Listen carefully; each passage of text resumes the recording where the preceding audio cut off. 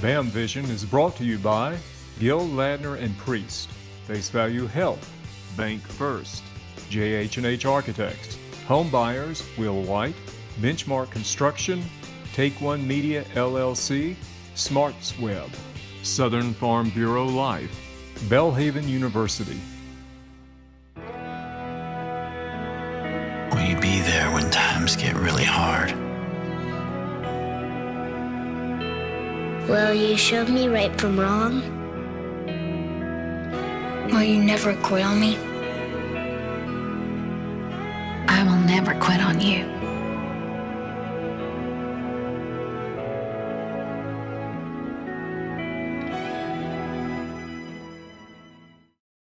Welcome to BAMVision. I'm Jack Chris. Our guest, Dorsey Carson, the Carson Law Group, based in downtown Jackson. Dorsey, welcome to the show. Thanks for having me, Jack. We've talked before, and you know, it seems every time I look at Facebook, there's a new accolade for Dorsey Carson. You know, he's the best attorney here, or his firm has been named best in the Southeast. You've had some recent accolades. Tell us about the Carson Law Group, what you do, and what these accolades were.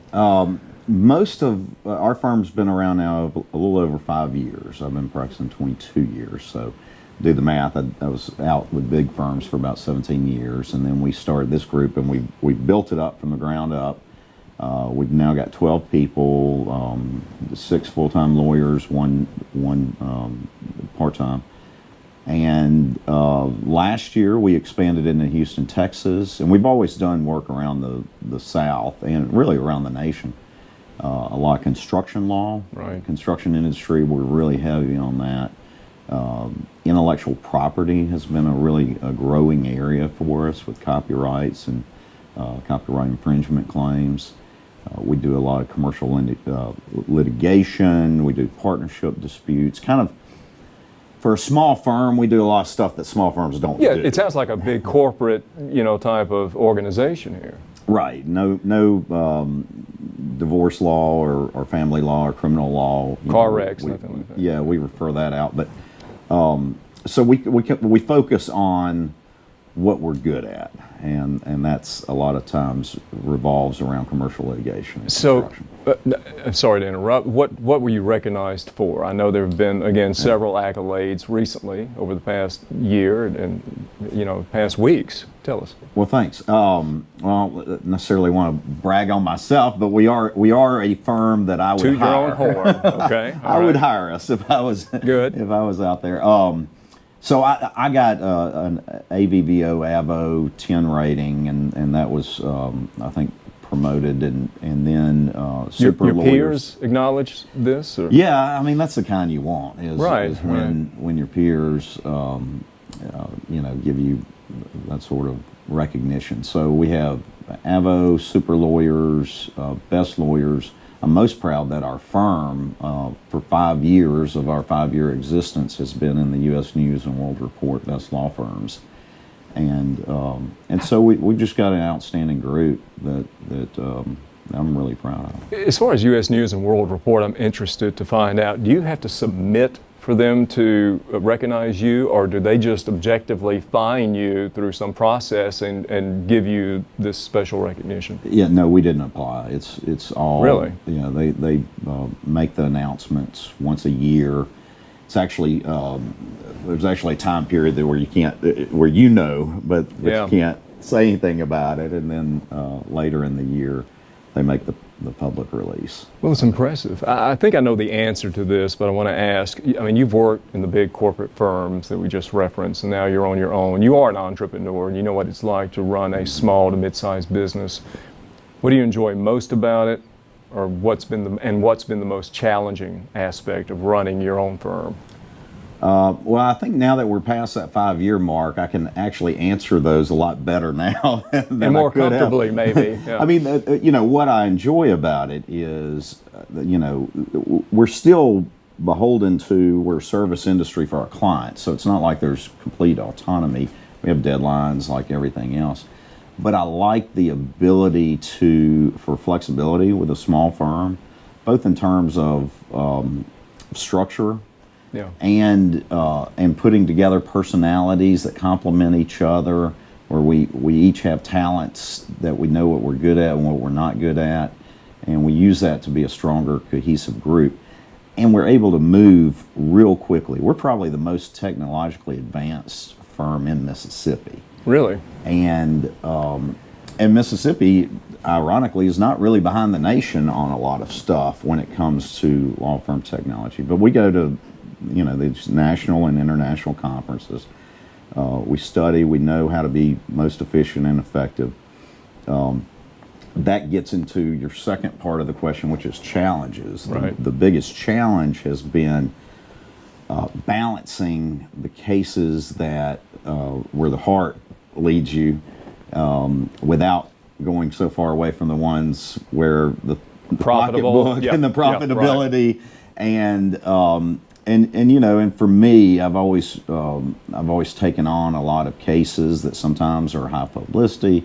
Sometimes they're public interest related. I've had 2 or 3 of those just this year. You went after R. Kelly. R. Kelly's one of them. That's an example of something that if I had been another firm, I probably wouldn't have taken that. But it's after doing construction as long as I have, every once in a while you throw in something of interest. And that certainly was, yeah. And there's one Cambridge Analytica. There's a Mississippi version of that we're handling that involves the ICO, Parliament, the fake news inquiry. So there are just things that come along every once in a while that at a big firm you're going to be conflicted out, or whether it's an actual conflict or a business conflict. And so we're just able to be nimble and move and put together a team of people that we really like and enjoy being with. Okay, a setup question. This is what is known in talk show lingo as a setup question, because I know the answer, but I want to hear it from you. You said you've got a satellite office in Houston. Mm-hmm. You could move the whole firm to Houston. You could take your family there and probably make 10 times more than what you're making in Jackson, Mississippi, headquartered down in Capitol Towers, okay? Mm-hmm. But you stay in Jackson. Mm-hmm. Why? There's that soft pitch to you. Why? My wife and I, we were in Atlanta, and I originally moved to Atlanta to make more money because I was right out of law school. I was working for the biggest firm in Mississippi, but I literally doubled my income by moving to Atlanta. 3 years later, 6 years after I started practicing law, we found the opportunity to move back here, and we did. Part of it's family and friends and all of that, but there's also this feeling that my wife and I have that we can make a difference here, that we can make changes here, that we have vision of what this place could be, and so we decided, and that was even before we had a kid. We decided to move back and see what we could do to make it better here. Well, and you've run for office. I'm making the segue here to politics. You've run for office, and you haven't been successful, but you ran great campaigns, mm-hmm. and I supported you. Is it a challenge to mix politics with your practice? I mean, you ran as a Democrat. That's no secret. Do you run the risk of offending a Republican? Because now it's gotten so partisan. It has gotten outrageously partisan. It's like you cannot be a friend. If you're a Republican and a Democrat, we can't even talk. Yeah. Has that been a business problem for you? It depends on how you call a problem. So it has reared its head. I am sure that it has taken some clients away from me. Really? But it's also probably brought some clients to me.